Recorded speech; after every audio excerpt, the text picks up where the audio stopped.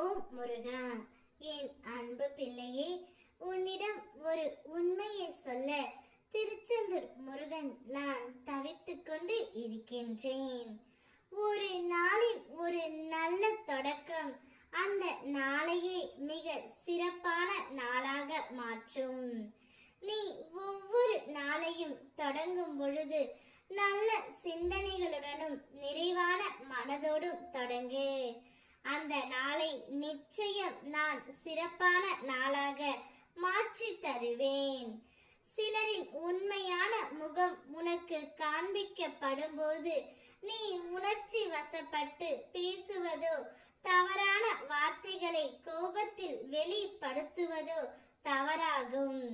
நீ என்னிடம் உன்னுடைய ஒரு தவறை மன்னிக்க வேண்டும் என்று கேட்டு இருந்தாய்.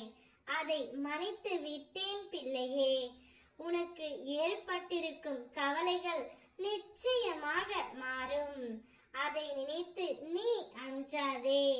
வாழ்க்கையை புரிந்து கொண்டு எதனை செய்ய வேண்டும், எதனை செய்யக்கூடாது என்பதனை உணர்ந்து நடு நிலைமையாக இருக்க கற்றுக்கொள். உன்னால் முடியாதது என்று அஞ்சாதே.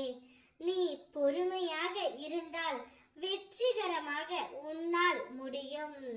நிச்சயம் நீ தூங்காமல் சிந்தித்து சிந்தித்து உன் மனம் குழம்பி போய் உள்ளது.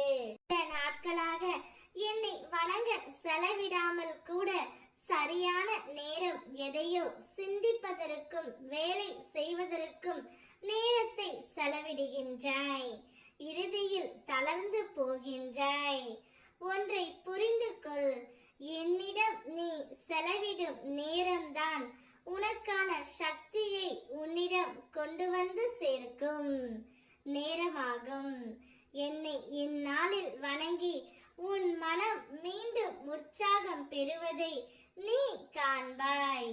கொஞ்சம் ஓய்வெடுத்துக் கொள்.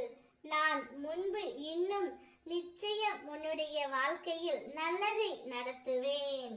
உன் இன்றைய சூழ்நிலையை வைத்து நாளைய வாழ்க்கையை முடிவு செய்யாதே. உன் வாழ்க்கையில் அதிசயங்கள் நிகழ்ந்த அப்பாவிற்கு ஒரு நொடி போதும். நீ உன் வாழ்க்கையில் எல்லாம் இழந்து நிற்கிறாய் என்பது எனக்கு தெரியும். எல்லாம் இழந்த பின்பும் உன்னிடம் என் மீது நீ கொண்ட பெரும் நம்பிக்கை இருக்கின்றது. அந்த நம்பிக்கையே போதும். உன் வாழ்க்கையில் மிக பெரிய மாற்றத்தை என்னால் ஏற்படுத்தி விட முடியும். கூடிய விரைவில் அந்த மாற்றத்தை நான் கொண்டு வருவேன். நம்பிக்கையோடு இரு. யாம் இருக்க உனக்கு பயம் எதற்கு? ஓம் முருகா.